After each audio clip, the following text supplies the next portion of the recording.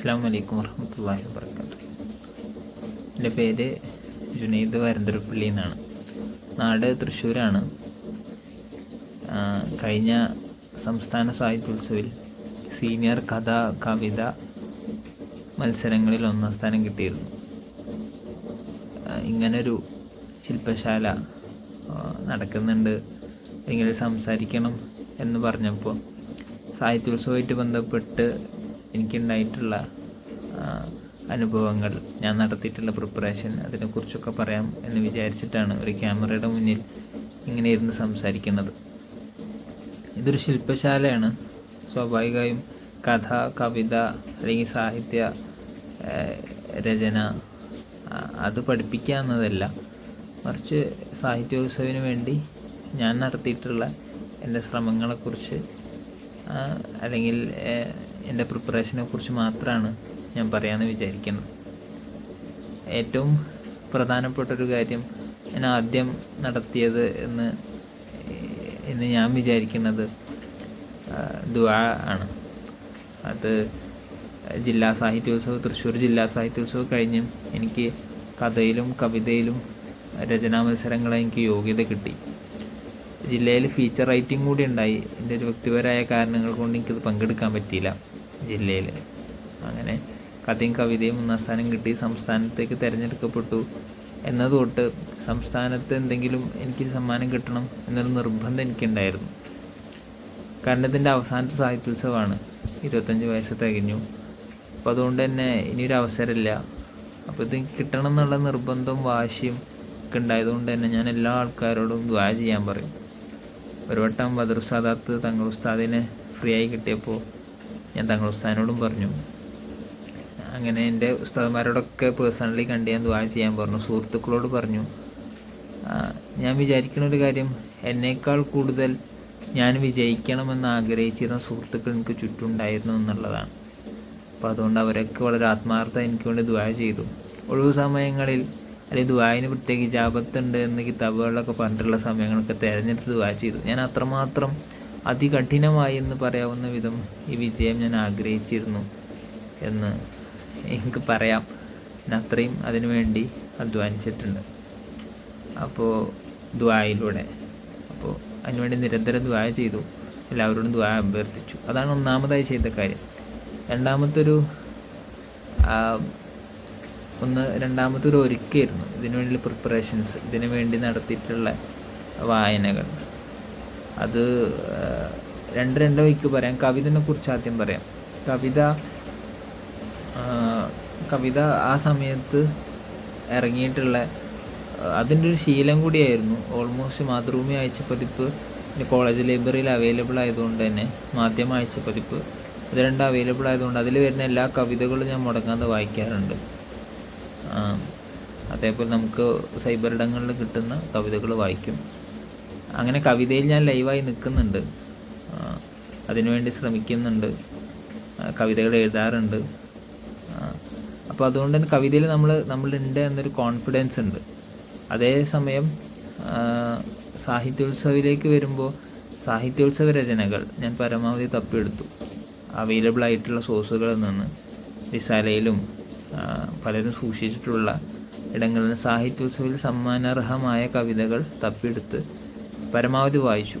അത് എൻ്റെ ഫോണിൽ കുറച്ച് ഞാൻ സൂക്ഷിച്ചു, ചിലത് ഞാൻ പ്രിൻ്റ് എടുത്തു. അങ്ങനെ വായിച്ച് നിരന്തരം ഇതിലൂടെ തന്നെ അങ്ങനെ കടന്നുപോയി. അപ്പോൾ ഇതിനു വേണ്ടി ഒരു വലിയ വായന എന്നൊരു അധ്വാനം ഞാൻ നടത്തിയിരുന്നു. പരമാവധി സോഴ്സുകളിൽ നിന്ന് കവിതകൾ വായിച്ചു. 1-2 സമ്മാനാർഹരായ ആളുകളോടൊക്കെ സംസാരിച്ചു. അങ്ങനെ സാഹിത്യോത്സവമാകുന്നു. ആ സമയത്ത് സാഹിത്യോത്സവത്തിന് അടുത്ത സമയത്ത് എനിക്ക് തോന്നിയൊരു പ്രശ്നം, സാഹിത്യോത്സവിൽ സമ്മാനാർഹമാകുന്ന കവിതകൾക്കൊരു സ്ട്രക്ചറുണ്ട്. അതിനകത്ത് ഒരു അസ്വാഭാവികമായ ഒരു പൊളിറ്റിക്സ് പറയുന്നൊരു രീതിയുണ്ട്. അപ്പോൾ അതുകൊണ്ട് തന്നെ എനിക്കതൊരു പ്രശ്നമായിട്ട് തോന്നി. കാരണം ഞാൻ അങ്ങനെ കവിതകൾ എഴുതി എനിക്ക് ശീലമല്ല. അപ്പോൾ അതിൻ്റെ കോൺഫിഡൻസിനെ വല്ലാതെ ബാധിച്ചു. അപ്പോൾ സ്വാഭാവികമായും ഞാനതിൻ്റെ സുഹൃത്തുക്കളോട് ഷെയർ ചെയ്തു. അതിലൊരാൾ എന്നോട് പറഞ്ഞു, അതെൻ്റെ ആത്മസുഹൃത്താണ്, അദ്ദേഹം എന്നോട് പറഞ്ഞു, അങ്ങനെ ടെൻഷനെ വിചാരിക്കേണ്ടതില്ല, നീ നിൻ്റെ രീതിയിൽ തന്നെ എഴുതിയാൽ മതി, വേറെ ആരോ എന്ത് ചെയ്തു വെച്ചതുപോലെ ചെയ്യേണ്ടതില്ലല്ലോ എന്ന് പറഞ്ഞു. കാരണം നമ്മുടെ സാഹിത്യോത്സവത്തിൽ നമുക്ക് കിട്ടിയ എഴുത്തുകളിലൊക്കെ ഉള്ളൊരു പ്രശ്നം, എല്ലാം ഒരാൾ എഴുതിയതുപോലെയാണ്. എല്ലാ കവിതകളും ഒരാൾ എഴുതിയതുപോലെ നമുക്ക് ഫീൽ ചെയ്യും. അല്ലെങ്കിൽ ഏതെങ്കിലും ഒരാൾ എപ്പോഴെങ്കിലും എഴുതിയൊരു സ്ട്രക്ചർ മറ്റ് പലരും അത് പകർത്തെഴുതുകയോ അല്ലെങ്കിൽ അതേ രീതി ഫോളോ ചെയ്യുകയോ അവരനുകരിക്കാൻ ശ്രമിക്കുകയോ ചെയ്തിട്ടുണ്ട്. അപ്പോൾ അതുകൊണ്ട് തന്നെ എന്താ പറയുക, ഒരു സ്ട്രക്ചർ ഉണ്ടായിരുന്നു. ആ സ്ട്രക്ചറിൽ എനിക്ക് എഴുതാൻ ഒട്ടും കോൺഫിഡൻസും ഇല്ല. ഞാനിത് അദ്ദേഹത്തോട് പറഞ്ഞു. അദ്ദേഹമാണ് എന്നെ അങ്ങനെ ബൂസ്റ്റ് ചെയ്തത്. നീ നിൻ്റെ രീതിയിൽ തന്നെ എഴുതിയാൽ മതി എന്ന് പറഞ്ഞു. അങ്ങനെ മഞ്ചേരിയിലാണ് സാഹിത്യോത്സവം നടക്കുന്നത്. സ്വാഭാവികമായി ഞാൻ എല്ലാ മത്സരങ്ങളും ചെയ്യാവുന്ന പോലെ മത്സരത്തോട് അടുക്കുന്ന സമയത്ത് വള്ളി പിടിക്കില്ല നമ്മൾ പറയും. ഒരു വള്ളിയും പിടിക്കില്ല. കാരണം ടെൻഷൻ ഉണ്ടാക്കുന്ന ഒരു കാര്യത്തിലും ചെയ്യേണ്ട തീരുമാനിച്ചു. അന്ന് ആ സമയത്ത് മാന്തിൽ കുല്ലിയയിൽ സ്റ്റുഡൻസ് യൂണിയൻ്റെ ഭാരവാഹിത്വമുണ്ട്, ജനറൽ കൺവീനറാണ്. അപ്പോൾ GC എന്ന നിലയിൽ ചില ചുമതലകളുണ്ടായി. ഞാൻ അതുപോലും തൽക്കാലം നീക്കി വെച്ച് ഉസ്താദന്മാരോടൊക്കെ ചില കാര്യങ്ങളൊക്കെ പറഞ്ഞ് അങ്ങനെ പ്രശ്നങ്ങളും ടെൻഷൻ ഉണ്ടാക്കുന്ന കാര്യങ്ങളൊക്കെ മാറി നിന്നു. വളരെ ഫ്രീ ആയിട്ടാണ് മത്സരത്തിനെ സമീപിച്ചത്. മഞ്ചേരിയിൽ എത്തിയപ്പോഴാണ്, മഞ്ചേരിയിൽ കുറച്ച് നേരത്തെ എത്തി. അതൊക്കെ ഞാൻ എടുത്തിയത് മുൻകരുതലാണ്. നമ്മൾ റഷാകാൻ പാടില്ല. അങ്ങനെ മഞ്ചേരിയിൽ ഞാൻ എത്തി. മഞ്ചേരിയിൽ മത്സരം നടക്കുന്ന അവിടെ പോയിരുന്ന സമയത്ത് നമുക്ക് മനസ്സിലാകുന്നത്, നമ്മളോട് കൂടെ കോമ്പീറ്റ് ചെയ്യാൻ നമുക്ക് പരിചയമുള്ള ഒരുപാട് ആൾക്കാർ പല ജില്ലകളെ പ്രതിനിധീകരിച്ചിട്ടുണ്ടെന്ന് പറഞ്ഞു. അപ്പോൾ ഇതിൽ 1-2 ആൾക്കാർ എനിക്ക് മുന്നേ പരിചയമുണ്ട്. അവരോട് നമ്മൾ സംസാരിച്ചിട്ടുണ്ട്. അവർ മത്സരിക്കേണ്ടതെന്ന് എനിക്ക് ആദ്യം അറിയാം. അപ്പോൾ അതുകൊണ്ട് തന്നെ അതിൽ മലപ്പുറം വെസ്റ്റ് എന്നുള്ളൊരു സുഹൃത്ത്, അദ്ദേഹത്തോട് അദ്ദേഹത്തിൻ്റെ വേറൊരു ആത്മസുഹൃത്താണ്. അപ്പോൾ പുള്ളീനോട് ഞാൻ എപ്പോഴും ഈ കാര്യം ഡിസ്കസ് ചെയ്യാറുണ്ട്. ഞങ്ങൾ ഒരുമിച്ചാണ് ഒരുങ്ങിയത്. എനിക്ക് കിട്ടിയ കവിതകളൊക്കെ മൂപ്പർക്ക് അയച്ചു കൊടുക്കാറുണ്ട്. മൂപ്പർക്ക് കിട്ടിയ കവിതകളൊക്കെ എനിക്ക് അയച്ചു തരാറുണ്ട്. ഞങ്ങളങ്ങനെ പരസ്പരം ഷെയർ ചെയ്തിട്ടാണ് അതിനുവേണ്ടി ഒരുങ്ങുന്നത്, സാഹിത്യോത്സവത്തിന് വേണ്ടി ഒരുങ്ങുന്നത്. അപ്പോൾ ഞങ്ങളവിടെ ഒരുമിച്ച് ഇരിക്കുന്ന സമയത്താണ് ഒരുപാട് പേര് വരുന്നു. എല്ലാവരും നമുക്ക് ഓൾമോസ്റ്റ് കുറേ പേര് നമുക്ക് അറിയുന്ന ആൾക്കാരാണ്. കവിത എഴുതാൻ വരുന്നത് പാലക്കാട് നിന്ന്, കാസർഗോഡ് നിന്ന്, കണ്ണൂരിൽ നിന്ന്, കോഴിക്കോട് നിന്ന്, അങ്ങനെ എല്ലാം എറണാകുളത്ത് നിന്ന്, വയനാട്ടിൽ നിന്ന്, ഇവരൊക്കെ നമുക്ക് അറിയുന്ന ആൾക്കാരാണ്. അപ്പോൾ കുറേ ടെൻഷനായി നമ്മൾ. പക്ഷേ ഞാൻ അത് പ്രകടിപ്പിച്ചില്ല. കാരണം നമുക്ക് ഇവരോടാണല്ലോ കോമ്പീറ്റ് ചെയ്യാൻ ഉണ്ടാകുന്നത് എന്നൊരു ടെൻഷൻ നമുക്ക് സ്വാഭാവികമായി ഉണ്ടായി. ഞാനപ്പോൾ ചെയ്തൊരു കാര്യം, ഞാൻ ഇവരോട് വളരെ ഉള്ളു തുറന്ന് സംസാരിച്ചു. എൻ്റെ അടുത്തുള്ളതൊക്കെ ഞാൻ അവർക്ക് കൊടുത്തു. അവരെനിക്കും തിരിച്ചു തന്നു. അപ്പോൾ ആ ഒരു സ്നേഹം അല്ലെങ്കിൽ ഒരു കണക്ഷൻ വന്നപ്പോൾ ഒരു കോൺഫിഡൻസ് ആയി മാറിയത്. അങ്ങനെ മത്സരത്തിന് വേണ്ടി ഇരുന്നപ്പോൾ അതിന് മുന്നേ തന്നെ നമുക്ക് ചില പൊളിറ്റിക്കൽ എലമെൻറ്റുകൾ നമ്മളെ കയ്യിൽ വേണമെന്ന് ഞാൻ ഉറപ്പിച്ചിരുന്നു. സാഹിത്യോത്സവത്തിൽ ഗ്യാപ്പ് കിട്ടില്ല നമുക്ക് പരീക്ഷിക്കാനും അത് ഇട്ട് നോക്കാനും വേണ്ടി. അതായത് ഞാൻ നേരത്തെ പറഞ്ഞ പോലെ ചിലൊരു അസ്വാഭാവികമായൊരു പൊളിറ്റിക്കൽ എലമെൻറ്റുകൾ സാഹിത്യോത്സവ എഴുത്തുകളിലുണ്ട്, രചനകളിലുണ്ട്. അതെങ്കിലും പ്രശ്നമായിട്ടാണ് ഫീൽ ചെയ്തെങ്കിൽ പോലും ജഡ്ജസിനെ ഇമ്പ്രസ് ചെയ്യാമെന്ന അർത്ഥത്തിൽ അങ്ങനെ ചില സാധനങ്ങൾ എൻ്റെ മനസ്സിൽ കരുതിയിരുന്നു. അങ്ങനെ അംബേദ്കറും ഭരണഘടനയും, ഞാനൊരു ലോ സ്റ്റുഡൻ്റാണെന്ന അർത്ഥത്തിൽ ഭരണഘടന എൻ്റെ ഉള്ളിലുണ്ട്.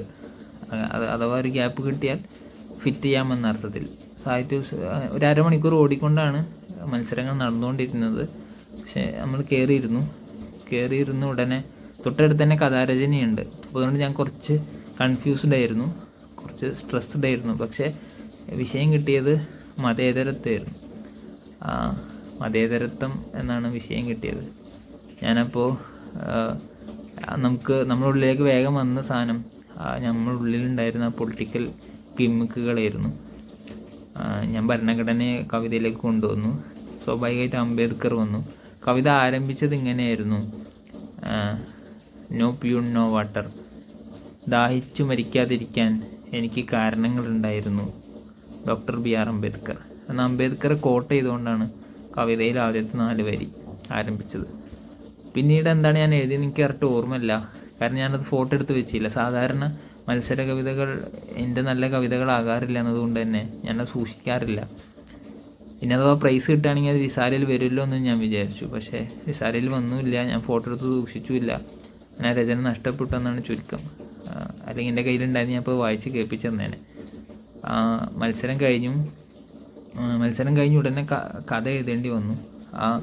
ആ കവിതയിൽ വളരെ സ്വാഭാവികമായൊരു താളത്തിൽ, അത്ര മികച്ചതെന്നൊന്നും ഞാൻ പറയുന്നില്ല, പക്ഷെ ഒരു സ്വാഭാവികമായ തളത്തിൽ അതിനകത്തേക്ക് അയ്യങ്കാളിയും നാരായണ ഗുരുവും നെഹ്റുവും ഗാന്ധിയും അങ്ങനെ നമ്മുടെ പരിസരങ്ങളിലുള്ള ഒരുപാട് സെക്കുലർ മനുഷ്യന്മാർ കടന്നു വന്നു. അത് മനഃപൂർവ്വം ചെയ്തതല്ല, അങ്ങനെ എന്തോ ഒരു താളത്തിൽ അങ്ങനെ വന്നതാണ്. അങ്ങനെയാണ് ആ കവിത അവസാനിക്കുന്നത്. അതിനകത്ത് കുറേ മനുഷ്യന്മാർ വന്നു, അവരുടെ രാഷ്ട്രീയം ഉണ്ടായി, അതിനെല്ലാം കവർ ചെയ്യുന്ന ഒരു കോൺസ്റ്റിറ്റ്യൂഷൻ എന്നൊരു വലിയ ആശയം പങ്കുവെക്കാൻ പറ്റി. കവിതയ്ക്ക് ഞാൻ പേരിട്ടത് ആർട്ടിക്കിൾ 21 എന്ന്, റൈറ്റ് ടു ലൈഫ് എന്ന ആ ഒരു ബേസ്മെൻറ്റിൽ ഇരുന്നുകൊണ്ട് ആർട്ടിക്കിൾ 21 കവിതയ്ക്ക് പേരിട്ടിട്ടാണ് കവിത അവസാനിച്ചത്. അങ്ങനെയാണ് കവിത സംഭവിച്ചത്. കഥയിലേക്ക് വരുന്ന സമയത്ത് ഞാൻ കവിതയിൽ ഒരുങ്ങിയതുപോലുള്ള ഒരുക്കും കഥയിൽ ഒരുങ്ങിയിട്ടില്ല. കാരണം ഞാൻ നേരത്തെ പറഞ്ഞ പോലെ എനിക്ക് വിജയിക്കണമെന്ന് അതിയായ ആഗ്രഹം ഉണ്ടായിരുന്നു, പക്ഷേ ഏതെങ്കിലും ഒന്നെങ്കിലും കിട്ടണം എന്നായിരുന്നു. അപ്പോൾ അതുകൊണ്ട് തന്നെ കവിതയിൽ കൂടുതൽ കോൺസെൻട്രേറ്റ് ചെയ്തുകൊണ്ട് തന്നെ കഥ അധികം വായിച്ചിരുന്നില്ല, അല്ലെങ്കിൽ കഥയ്ക്ക് വേണ്ടി വല്ലാതെ ഒരുങ്ങിയിരുന്നില്ല. അങ്ങനെ പക്ഷേ എന്നിരുന്നാൽ പോലും മാതൃഭൂമി വരുന്ന ഓൾമോസ്റ്റ് കഥകൾ ഞാൻ വായിക്കാറുണ്ട്, ആഴ്ചപ്പതിപ്പിൽ വരുന്ന. അല്ലെങ്കിൽ നമുക്ക് വായിക്കണമെന്ന് സോഷ്യൽ മീഡിയയിൽ നിന്ന് കാണുന്ന അല്ലെങ്കിൽ ചില ട്രെൻഡിങ്ങുകളിൽ വരുന്ന കഥകളൊക്കെ മുടങ്ങാതെ വായിച്ചിരുന്നു. അതുകൊണ്ട് തന്നെ കഥകൾ എങ്ങനെയാണ് വർക്ക് ചെയ്യുന്നതിനെക്കുറിച്ചൊരു പ്രാഥമിക ധാരണ എനിക്കുണ്ടായിരുന്നു. ഞാൻ നേരത്തെ പറഞ്ഞ പോലെ കവിത എഴുതി കഴിയുന്നു, അതേ ഇരുത്തത്തിൽ അതേ സ്ഥലത്ത് തന്നെയാണ് കഥയ്ക്ക് വേണ്ടി ഇരിക്കുന്നത്. കഥയ്ക്ക് വിഷയം കിട്ടിയത് ഒന്ന് റിലാക്സ് ആകാൻ പോലും ഞാൻ പുറത്തു പോയില്ല, ഞാൻ അതേ ഇരുത്തത്തിൽ തന്നെ ഇരുന്നു. കഥയ്ക്ക് വിഷയം കിട്ടിയത് മനുഷ്യത്വത്തെക്കുറിച്ച് സംസാരിക്കുന്ന മാഷ് ഇന്നലെ മരിച്ചു എന്നായിരുന്നു വിഷയം കിട്ടിയത്. ഒരു പ്ലോട്ട് ഞാൻ കൊണ്ടുപോയിട്ടില്ലായിരുന്നു. അപ്പോൾ അതുകൊണ്ട് തന്നെ അതിൻ്റേതായ ചില ടെൻഷനുകൾ, ചില പ്രശ്നങ്ങൾ ഉണ്ടായിരുന്നു. ഒരു പ്ലോട്ട് എന്ന് പറയുമ്പോൾ കഥ ഇങ്ങനെയൊക്കെ ആയിരിക്കണം ഡെവലപ്പ് ചെയ്യേണ്ടത്, അല്ലെങ്കിൽ അതിനകത്തെ കഥാപാത്രങ്ങൾ ഇങ്ങനെയൊക്കെ ആയിരിക്കണം എന്നൊരു തോന്നൽ പോലും എനിക്കുണ്ടായിരുന്നില്ല. ഞാൻ നേരത്തെ പറഞ്ഞ പോലെ ഞാൻ കഥയിൽ കോൺസെൻട്രേറ്റ് ചെയ്തിട്ടില്ല, കഥയ്ക്ക് വേണ്ടി ഒന്നും ഇൻവെസ്റ്റ് ചെയ്തിട്ടില്ല. പക്ഷേ നമ്മൾ വായിക്കുന്നുണ്ട്, കഥകൾക്ക് പിന്നാലെ പോയി നോക്കുന്നുണ്ട് എന്നുള്ളതാണ് നമുക്കുള്ള അനുഭവം അതാണ്. അതുകൊണ്ട് ഒരു കഥ എങ്ങനെ മെനയാമെന്നതിനെക്കുറിച്ചുള്ളൊരു ധാരണ നമുക്കുണ്ട്. വിഷയം കിട്ടിക്കഴിഞ്ഞാൽ കവിത എഴുതി കഴിഞ്ഞിട്ടുള്ള അതേ മൂഡിലാണ് ഇരിക്കുന്നത്. സ്വാഭാവികമായും അതിലുള്ള ചില പൊളിറ്റിക്സുകൾ ഇതിൽ വരും. അപ്പോൾ നമ്മൾ മനുഷ്യത്വം എന്ന് പറയുമ്പോൾ കുറച്ചും കൂടി എന്താ പറയുക, ആ കഥയിലെ കഥാപാത്രത്തിനോട് ഒരു അനുകമ്പ വായിക്കുന്നതൊക്കെ തോന്നണം. അനുകമ്പ, സ്നേഹം,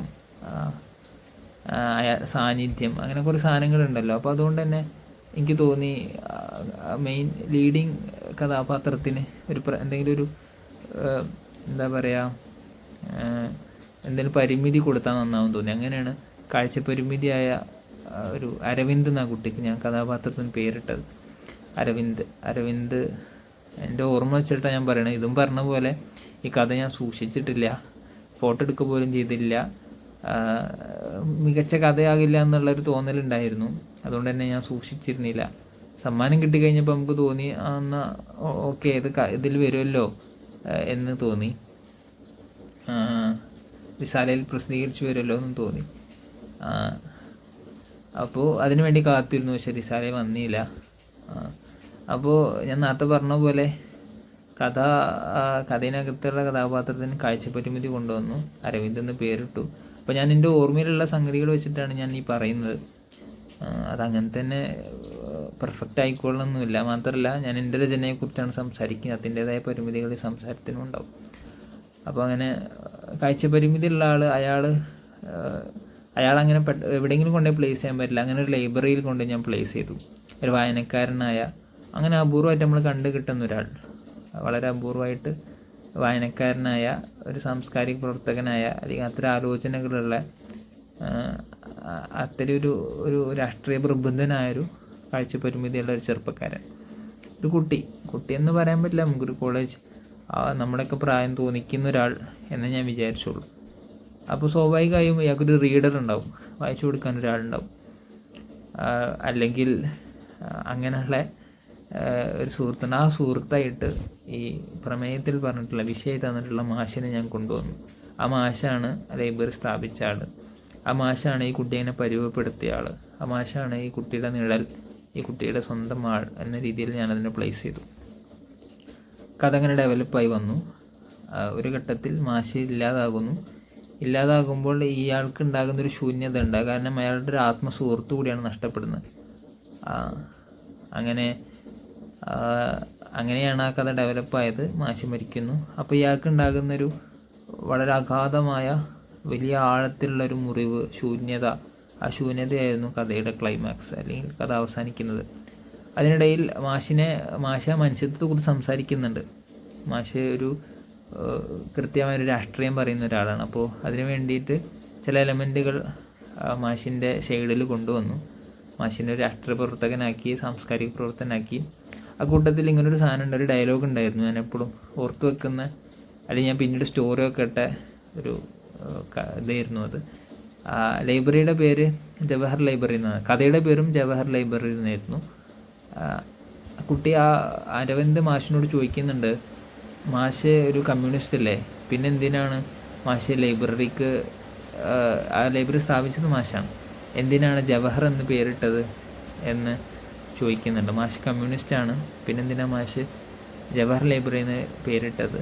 അപ്പോൾ മാഷ് പറയുന്നുണ്ട്, നീയൊരു കമ്മ്യൂണിസ്റ്റ് ആയി നോക്കുക, അപ്പോൾ നിനക്ക് മനസ്സിലാകുമെന്ന്. അപ്പോൾ അങ്ങനെ ചില സംഭാഷണങ്ങളിലൂടെ, ചില തൊടലുകളിലൂടെ, ചില വെളിച്ചങ്ങളിലൂടെ, ചില ഇരുട്ടുകളിലൂടെ, ചില ശൂന്യതകളിലൂടെ കഥ ഡെവലപ്പായി ആ ഒരു ഇരുട്ടിൽ അവസാനിച്ചു എന്നുള്ളതാണ്. സാധാരണ ഇതിൽ കഥ അവസാനിപ്പിക്കാൻ നമ്മൾ എളുപ്പം ചെയ്യുന്നൊരു കാര്യം ഒരാളെ കൊല്ലുക, അയാളെ മരിപ്പിക്കുക എന്നുള്ളതൊക്കെയാണ്. അപ്പോൾ ഞാനങ്ങനെ ചെയ്യേണ്ടെന്ന് വിചാരിച്ചിരുന്നു. പക്ഷേ വിഷയം ആ രീതിയിൽ വന്നതുകൊണ്ട് തന്നെ നമുക്കതല്ലാതെ വേറെ മാർഗ്ഗം ഉണ്ടായിരുന്നില്ല എന്നുള്ളതാണ് സത്യം. അങ്ങനെ കഥ എഴുതി കഴിഞ്ഞ് പുറത്ത് വന്നപ്പോൾ നമ്മൾ നേരത്തെ പറഞ്ഞ സുഹൃത്തുക്കളോട് സംസാരിച്ചപ്പോൾ ഞാൻ അവരോട് പറഞ്ഞ കഥ എനിക്ക് കിട്ടും, കവിതയിൽ എനിക്ക് സാധ്യത ഇല്ല എന്നുള്ള രീതിയിലാണ് ഞാൻ പറഞ്ഞത്. പക്ഷേ കവിതയുടെ റിസൾട്ടാണ് ആദ്യം വന്നത്. കവിതയുടെ റിസൾട്ട് ആദ്യം വന്നു. ഞാൻ 2ാം വേദിയിലായിരുന്നു. അപ്പോൾ ഞാൻ അവിടെ ഇരുന്ന് കരഞ്ഞു. എനിക്ക് വലിയ സന്തോഷം തോന്നി. നമ്മൾ സാഹിത്യോത്സവത്തിൽ അടയാളപ്പെടുന്നു എന്നുള്ള സംഗതി. ഇനി കഥക്കൊന്നും കിട്ടിയില്ലെങ്കിലും കുഴപ്പമില്ല എന്നായിരുന്നു. പക്ഷേ കഥയിലും കോൺഫിഡൻസ് ഉണ്ടായിരുന്നു. കഥ റിസൾട്ട് വന്നപ്പോൾ കഥയിൽ 1ാം സ്ഥാനം കിട്ടി. 2ൽ എ ഗ്രേഡ് ആയിരുന്നു. കവിതയുടെ പേര് ആർട്ടിക്കിൾ 21, കഥയുടെ പേര് ജവഹർ ലൈബ്രറി. ഇതായിരുന്നു എൻ്റെ കഥയും കവിതയും. സാഹിത്യോത്സവ് ഒരു വലിയ അനുഭവമായിരുന്നു. അനുഭവത്തിന് വേണ്ടി കുറച്ചെങ്കിലും അധ്വാനിച്ചിട്ടുണ്ട്. അതുകൊണ്ടാണ് എൻ്റെ വിജയത്തിന് കുറച്ച് മധുരമുള്ളത് എന്ന് ഞാൻ വിചാരിക്കുന്നുണ്ട്. അങ്ങനെ ഇനി കൂടുതലൊന്നും പറയണില്ല. ഞാൻ എൻ്റെ കാര്യങ്ങൾ മാത്രമാണ് പറഞ്ഞത്. നമ്മൾ വിചാരിക്കേണ്ട ഒരു പ്രധാനപ്പെട്ട കാര്യം, നമ്മൾ ഇതിനായിട്ടൊരു ബന്ധമില്ലാത്ത കഥയോ കവിതയോ അതിനെക്കുറിച്ചൊരു ധാരണയില്ലാത്ത ഒരാൾ നാളെ പോയി മത്സരത്തിൽ പങ്കെടുത്തു കഴിഞ്ഞാൽ അതൊക്കെ ഫസ്റ്റ് കിട്ടുമെന്ന് വിചാരിക്കരുത്. ഇതിനു വേണ്ടി നമ്മൾക്കൊരു ദീർഘമായ ഒരു കാലം ഇൻവെസ്റ്റ് ചെയ്തുള്ള വായനയും അതിനുവേണ്ടിയുള്ള അധ്വാനം ആവശ്യമായിട്ട് വരും. രണ്ടാമത്തെ ഒരു കാര്യം, അഥവാ നമുക്ക് അങ്ങനെ ഒരു ബന്ധമില്ലാഞ്ഞിട്ട് നമുക്ക് 1ാം സ്ഥാനം കിട്ടുന്നുണ്ട്, സമ്മാനം കിട്ടുന്നുണ്ട്, നമ്മൾ മനസ്സിലാക്കേണ്ടത് നമ്മുടെ ഉള്ളിൽ ആ തീയുണ്ട്. ആ തീ കെടാതെ അത് ആളിക്കത്തിക്കാനുള്ള വിഭവങ്ങൾ ഉള്ളിലേക്ക് ഇട്ട് കൊടുക്കുക, അതിനുള്ള ശ്രമങ്ങൾ തുടരുക. ഇൻഷാ അല്ലാഹ് എല്ലാവരും പരസ്പരം ദുആ ചെയ്യുക. ദുആ ഏറ്റവും പ്രധാനപ്പെട്ട ഒരു ആയുധമാണ്. അതുകൊണ്ടുകൂടിയാണ് നമ്മുടെ ഉസ്താദുമാരുടെ ആശീർവാദവും അവരുടെ ആഗ്രഹവും അവരുടെ ദുആവും നമ്മുടെ സുഹൃത്തുക്കളുടെ ഒക്കെ പ്രത്യേക ദുആ ഉള്ളതുകൊണ്ടാണ് കിട്ടിയതെന്ന് ഞാനെപ്പോഴും കരുതുന്നുണ്ട്. നമ്മുടെ മാതാപിതാക്കളുടെ ഒക്കെ ദുആ. അപ്പോൾ എല്ലാവരും പരസ്പരം ദുആ ചെയ്യുക, എനിക്കും വേണ്ടി ദുആ ചെയ്യാം. അള്ളാഹു നമ്മുടെ എല്ലാ ശ്രമങ്ങളും വിജയത്തിലെത്തിക്കട്ടെ. ആമീൻ. ഇനി ഒന്നും സംസാരിക്കുന്നില്ല, നിർത്താണ്. അസ്സലാമു അലൈക്കും വറഹ്മത്തുള്ളാഹി വബറകാതുഹു.